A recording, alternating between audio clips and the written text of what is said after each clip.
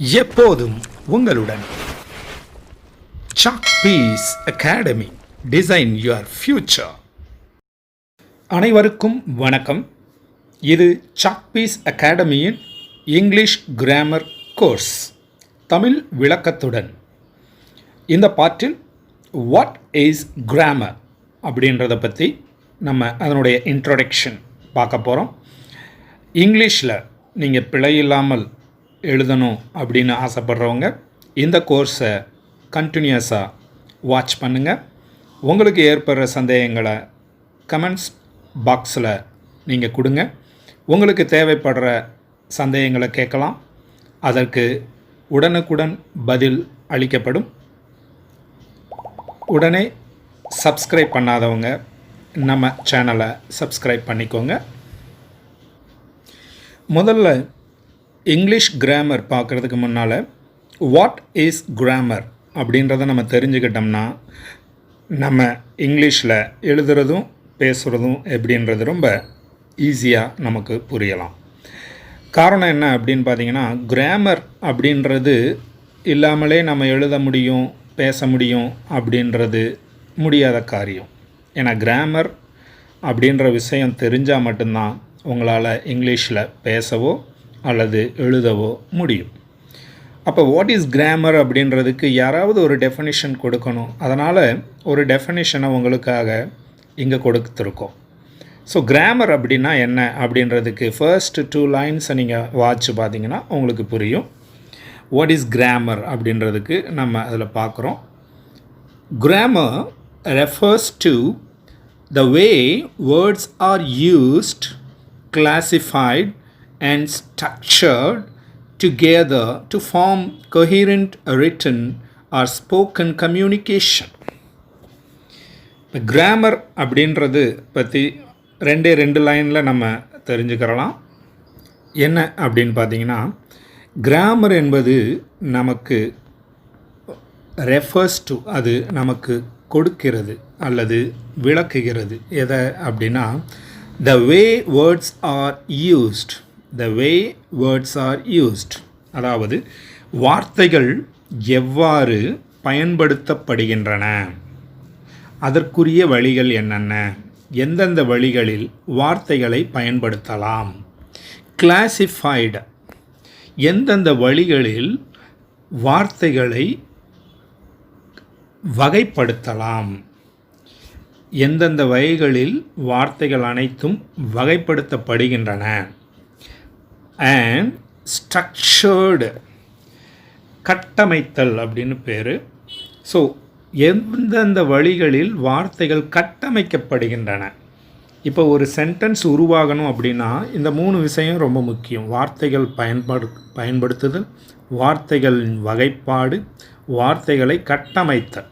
எந்தெந்த இடத்துல எந்தெந்த வார்த்தைகளை போடணும், எந்தெந்த வார்த்தைகள் எந்தெந்த மீனிங்கில் பயன்படுத்தணும், எந்தெந்த வகைகளில் அது வரும், இப்படி பல்வேறு தரப்பட்ட விஷயங்களை மொத்தமாக ஒன்றிணைத்து உருவாக்கப்படக்கூடிய to form coherent written or spoken communication, எழுதுவதற்கு பயன்படக்கூடிய அல்லது பேசுவதற்கு பயன்படக்கூடிய, அந்த தொடர்புக்கு பயன்படுத்தக்கூடிய, பேசுவதற்கோ எழுதுவதற்கோ நாம் தொடர்பு கொள்ளும் அந்த வார்த்தைகளை சரியாக பயன்படுத்துவது பற்றியும், வகைப்படுத்துவது பற்றியும், கட்டமைப்பது பற்றியும் தெளிவாக நமக்கு வழங்குவது தான் இலக்கணம் அல்லது கிராமர் அப்படின்னு சொல்கிறாங்க.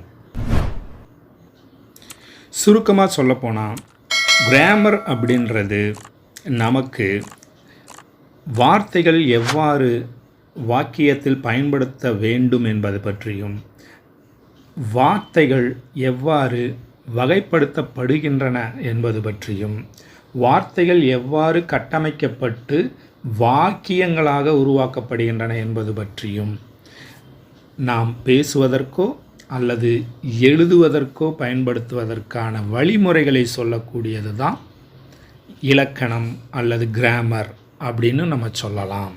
நம்ம தமிழில் அந்த மாதிரி தான் விளக்கங்கள் சொல்லப்படுகிறது.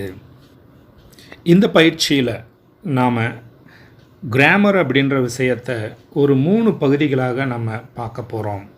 என்னென்ன பகுதிகள் அப்படின்றத தான் இந்த பேஜில் நம்ம பார்த்துக்கிட்டு இருக்கோம். This coaching takes a traditional approach. நம்ம இதில் பயன்படுத்த போகிறது என்னென்னா, பாரம்பரிய முறைப்படி ட்ரெடிஷ்னல் அப்ரோச் தான் உங்களுக்கு சொல்லிக் கொடுக்க போகிறோம். காரணம் என்னென்னா, விதவுட் மிஸ்டேக் நம்ம இங்கிலீஷில் பேசுவதற்கோ இங்கிலீஷில் எழுதுவதற்கோ கற்றுக்கிறணும். ஸோ அந்த மிஸ்டேக் இல்லாமல் எழுதுவதற்கும் பேசுவதற்கும் கற்றுக்கணும்னா ட்ரெடிஷ்னல் அப்ரோச் தான் நம்மளுக்கு முக்கியம். அதனால தான் அந்த அப்ரோச்சை இதில் பயன்படுத்தப்பட்டிருக்கு. To teaching English grammar, breaking the topic into 3 fundamental elements. இதை 3 விதமான அடிப்படை கூறுகளாக பிரிச்சிருக்காங்க. ஸோ 3 வித கூறுகள் என்னென்ன அப்படின்னு நம்ம பார்த்தோம்னா, ஃபஸ்ட்டு பார்ட்ஸ் ஆஃப் ஸ்பீச். நீங்கள் ஏற்கனவே சில வகுப்புகளில் படிச்சிருப்பீங்க. பார்ட்ஸ் ஆஃப் ஸ்பீச் அப்படின்ற ஒரு கூறாகவும், இன்ஃப்ளெக்ஷன் அப்படின்ற ஒரு டைட்டில்லையும், அண்ட் சின்டாக்ஸ் அப்படின்னு சொல்லக்கூடிய ஒரு டைட்டில், இப்படி 3 வகையான கூறுகளை கொண்ட பகுதிகளாக பிரிக்கப்பட்டுள்ளது. நாம் நம்ம பாடத்தை இந்த 3 பகுதிகளிலும் பார்த்தோம்னா நமக்கு தேவையான இங்கிலீஷை பேசுவதற்கோ அல்லது நமக்கு தேவையான இங்கிலீஷில் எழுதுவதற்கோ ரொம்பவும் ஈஸியாக உங்களுக்கு பயனுள்ளதாக இருக்கும். இப்போ நாம் அடுத்து பார்க்க போகிறது parts of speech, inflection, syntax போன்றவற்றை பற்றி தான் பார்க்க போகிறோம். இதில் பார்த்திங்கன்னா ஒவ்வொன்றும் ஒவ்வொரு தனித்தனியான பிரிவுகளாகத்தான் பார்க்க போகிறோம்.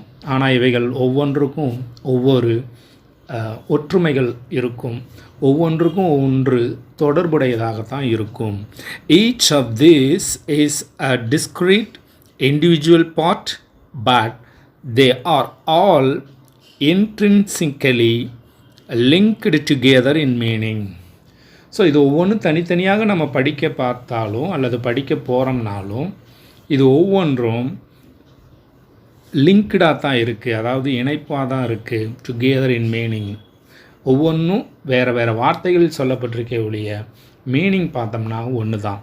ஆனால் ஒவ்வொரு பார்ட்டும் தனித்தனியாக பார்த்தா தான் நம்ம இங்கிலீஷில் எழுதுறதுக்கோ அல்லது பேசுவதற்கோ ரொம்பவும் பயனுள்ளதாக இருக்கும்.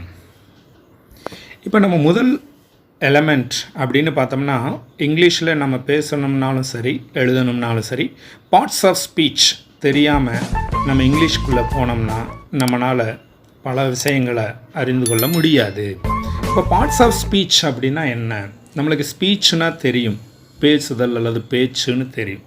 பார்ட்ஸ் ஆஃப் ஸ்பீச் அப்படின்றதனுடைய தமிழ் விளக்கம் பார்த்திங்கன்னா, ஆங்கில பேச்சின் கூறுகள் அப்படின்னு அதை சொல்கிறாங்க.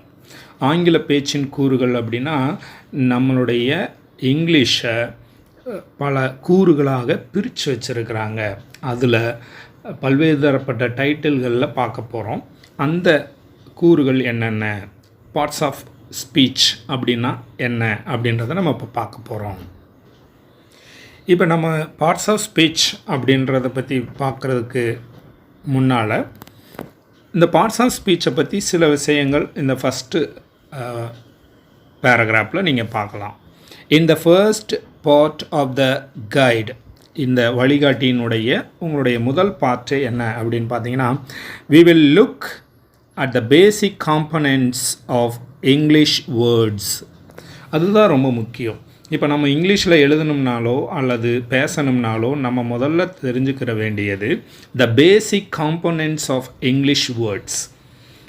ஒரு வேர்டு இருக்குது அப்படின்னா அந்த வேர்டு எதில் வரும் அப்படின்ற விஷயம் நமக்கு தெரிஞ்சால் மட்டும்தான் இங்கிலீஷில் பேசுவதற்கோ எழுதுவதற்கோ முடியும். காரணம் என்னென்னா, ஒரு இங்கிலீஷ் வேர்டு நமக்கு இதை தெரியும், நம்மளுக்கு இங்கிலீஷ் வேர்ட்ஸ் ஒவ்வொன்றும் ஒவ்வொரு வகையில் வரும் அப்படின்னு தெரியும். ஆனால் என்ன வகையில் வரும்ன்றத கட்டாயம் தெரிஞ்சிருந்தால் மட்டும்தான் நம்மளால் தப்பு இல்லாமல் இங்கிலீஷில் எழுதவோ பேசவோ முடியும். அதனால தான் இந்த பேசிக் காம்பனன்ட்ஸ் ஆஃப் இங்கிலீஷ் வேர்ட்ஸை நம்ம தெரிஞ்சு வச்சுருக்கணும்னு இதில் சொல்கிறாங்க. அதுக்கு முக்கிய உதவியாக இருக்க போகிறது இந்த பார்ட்ஸ் ஆஃப் ஸ்பீச் தான்.